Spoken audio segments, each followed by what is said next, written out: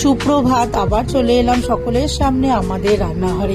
আজকে আমি একটি রান্না দেখাবো। এটা গ্রাম বাংলার খুব প্রিয় একটি পাতা, খারকোল পাতা বাটা। এইবার এই পাতাটাকে আমি ধুয়ে ভালো করে ডাঁটগুলোকে ছাড়িয়ে রেখেছি। এবার গরম জলের মধ্যে একটু নুন ফেলে পাতাগুলোকে একটু ভাপিয়ে অল্প একটু জলটাকে এবার ফেলে দেবো, দিয়ে ঠান্ডা করে এইবার আমি মিক্সির বাটির মধ্যে আমি পাতাগুলো দেবো, রসুন, কাঁচা লঙ্কা, কালো জিরে সব দিয়ে আমি ভালো করে পেস্ট করে নেব। এইবার এটা পেস্ট হয়ে গেলে এবার কড়াইতে সর্ষের তেল গরম করে এবার আরও কিছুটা কালো জিরে আমি ফোড়ন দিয়ে এবার বাটাটাকে দিয়ে দেবো।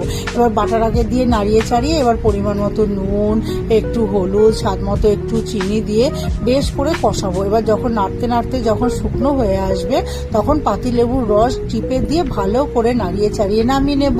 এটা গরম ভাতের সাথে খাবেন, দারুণ লাগবে। তাহলে আমার খারকোল পাতা বাটা রেডি হয়ে গেল।